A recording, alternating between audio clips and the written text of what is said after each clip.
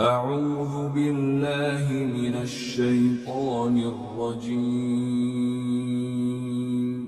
بسم الله الرحمن الرحيم سورۃ ہود آیت نمبر 64۔ وَيَا قَوْمِ هَٰذِهِ نَاقَةُ اللَّهِ لَكُمْ آيَةً فَذَرُوهَا تَأْكُلْ فِي أَرْضِ اللَّهِ وَلَا تَمَسُّوهَا بِسُوءٍ فَيَأْخُذَكُمْ عَذَابٌ قَرِيبٌ۔ ترجمہ۔ اور اے میری قوم، یہ اللہ کی اونٹنی تمہارے لیے ایک نشانی بن کر آئی ہے، لہٰذا اس کو آزاد چھوڑ دو کہ یہ اللہ کی زمین میں کھاتی پھرے، اور اس کو برے ارادے سے چھونا بھی نہیں، کہیں ایسا نہ ہو کہ تمہیں ان قریب آنے والا عذاب آ پکڑے۔ تفسیر۔ وَيَا قَوْمِ هَٰذِهِ نَاقَةُ اللَّهِ لَكُمْ آیَةٌ، اور دیکھو میری قوم کے لوگوں، یہ اللہ کی اونٹنی ہے، تمہارے لیے ایک نشانی ہے۔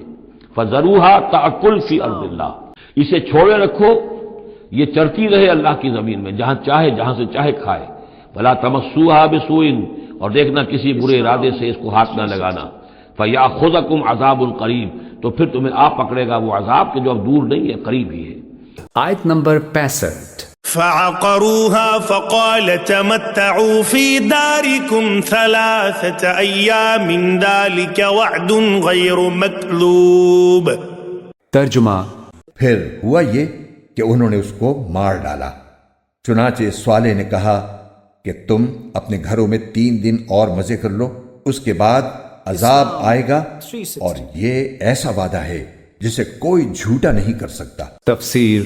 عذاب سے پہلے ان کو 3 دن کی مہلت دی گئی تھی۔ آیت نمبر 66۔ فَلَمَّا جَاءَ أَمْرُنَا نَجَّيْنَا صَالِحًا وَالَّذِينَ آمَنُوا مَعَهُ بِرَحْمَةٍ مِّنَّا وَمِنْ خِزْيِ يَوْمِئِذٍ إِنَّ رَبَّكَ هُوَ الْقَوِيُّ الْعَزِيزُ۔ ترجمہ۔ پھر جب ہمارا حکم آ گیا تو ہم نے صالح کو اور ان کے ساتھ جو ایمان لائے تھے ان کو اپنی خاص رحمت کے ذریعے نجات دی اور اس دن کی رسوائی سے بچا لیا۔ یقیناً تمہارا پروردگار بڑی قوت کا، بڑے اقتدار کا مالک۔ تفسیر۔ اور اس دن کی رسوائی سے ان کو محفوظ رکھا۔ جزیرہ نماء سینا میں جو روایات مشہور ہیں ان سے معلوم ہوتا ہے کہ جب سمود پر عذاب آیا تو حضرت صالح علیہ السلام ہجرت کر کے وہاں چلے گئے تھے، چنانچہ حضرت موسیٰ والے پہاڑ کے قریب ہی ایک پہاڑی کا نام نبی صالح ہے، اور کہا جاتا ہے کہ یہی جگہ آن جناب کی جائے قیام تھی۔ آیت نمبر 67۔ وَأَخَذَ الَّذِينَ وَلَمُوا الصَّيْحَةُ فَأَصْبَحُوا فِي دِيَارِهِمْ جَاثِمِينَ۔ ترجمہ۔ اور جن لوگوں نے ظلم کا راستہ اپنایا تھا ان کو ایک چنگھاڑ نے آ پکڑا، جس کے نتیجے میں وہ اپنے گھروں میں اس طرح اوندے پڑے رہ گئے۔ تفسیر۔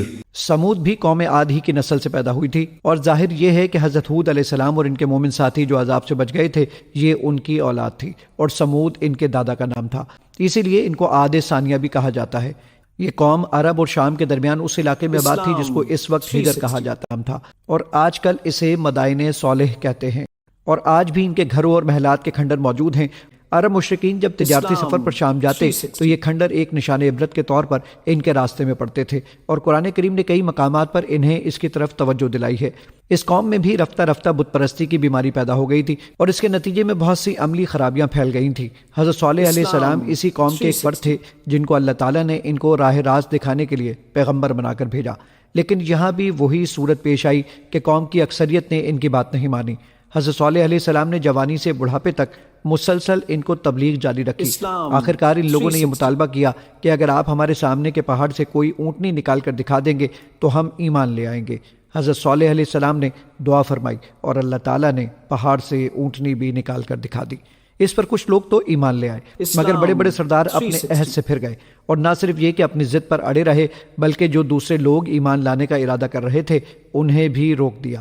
حضرت صالح علیہ السلام کو اندیشہ ہوا کہ ان کی عہد شکنی کی وجہ سے ان پر اللہ کا عذاب آ جائے گا، اس لیے انہوں نے فرمایا کہ کم از کم اللہ تعالیٰ کی پیدا کی ہوئی اس اونٹنی کو تم آزاد چھوڑے رکھو اور اسے کوئی تکلیف نہ پہنچاؤ۔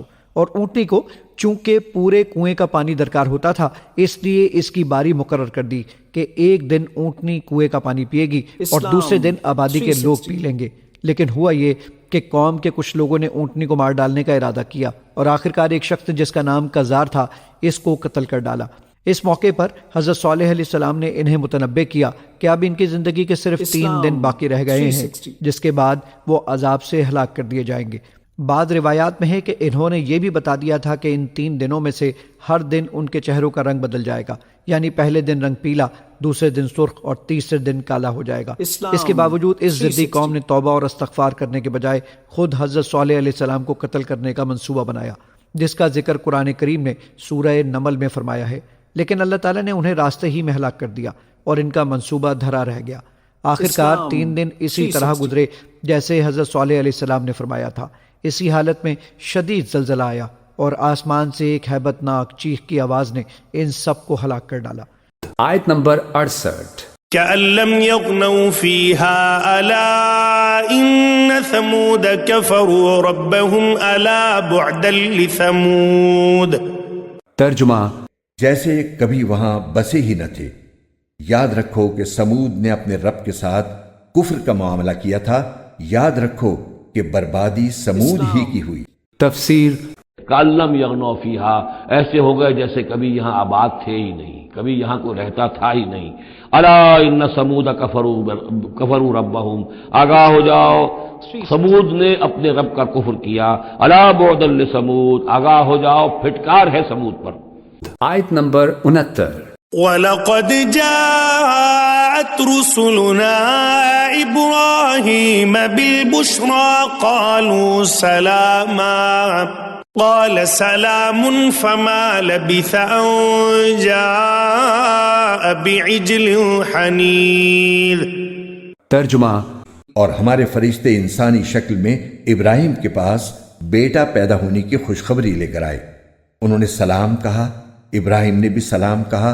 پھر ابراہیم کو کچھ دیر نہیں گزری تھی کہ وہ ان کی مہمانی کے لیے ایک بھنا ہوا بچڑا لے آئے۔ تفسیر، اللہ تعالیٰ نے یہ فرشتے 2 کاموں کے لیے بھیجے تھے۔ ایک یہ کہ وہ حضرت ابراہیم علیہ السلام کو یہ خوشخبری دیں کہ ان کے ہاں ایک بیٹا ہوگا، یعنی حضرت اسحاق علیہ السلام پیدا ہوں گے، اور ان کا دوسرا کام یہ تھا کہ وہ حضرت لوط علیہ السلام کی قوم پر عذاب نازل کریں۔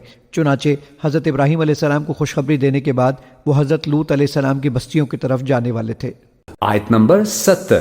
فَلَمَّا رَأَىٰ أَيْدِيَهُمْ لَا تَصِلُ إِلَيْهِ نَكِرَهُمْ وَأَوْجَسَ مِنْهُمْ خِيفَةً قَالُوا لَا تَخَفْ إِنَّا أُرْسِلْنَا إِلَىٰ قَوْمِ لُوطٍ۔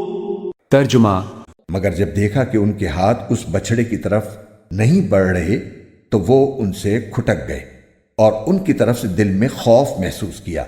فرشتوں نے کہا، ڈریے نہیں، ہمیں آپ کو بیٹے کی خوشخبری سنانے اور لوط کی قوم کے پاس بھیجا گیا ہے۔ تفسیر، چونکہ فرشتے انسانی شکل میں آئے تھے اس لیے حضرت ابراہیم علیہ السلام شروع میں انہیں انسان ہی سمجھے اور ان کی مہمانی کے لیے بھنے ہوئے بچڑے کا گوشت لے کر آئے، لیکن چونکہ وہ فرشتے تھے اور کچھ کھا نہیں سکتے تھے اس لیے انہوں نے کھانے کی طرف ہاتھ نہیں بڑھایا۔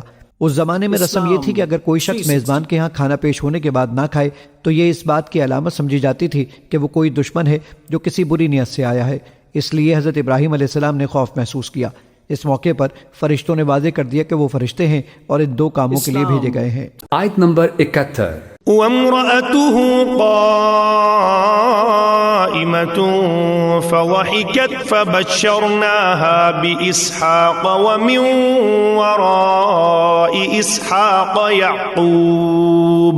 ترجمہ، اور ابراہیم کی بیوی کھڑی ہوئی تھیں، وہ ہنس پڑیں تو ہم نے انہیں دوبارہ اسحاق کی اور اسحاق کے بعد یعقوب کی پیدائش کی خوشخبری دی۔ تفسیر، ہنسنے کی وجہ بعض مفسرین نے تو یہ بیان کی ہے کہ جب انہیں اطمینان ہو گیا کہ یہ فرشتے ہیں اور خطرے کی کوئی بات نہیں ہے تو خوشی کی وجہ سے وہ ہنس پڑی، لیکن زیادہ صحیح بات یہ معلوم ہوتی ہے کہ وہ بیٹے کی خوشخبری سن کر ہنسی تھیں۔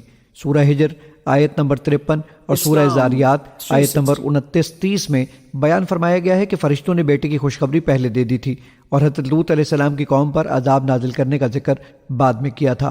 اس پر انہیں تعجب بھی ہوا اور خوشی بھی، اور ان کو ہنستا دیکھ کر فرشتوں نے دوبارہ خوشخبری دی۔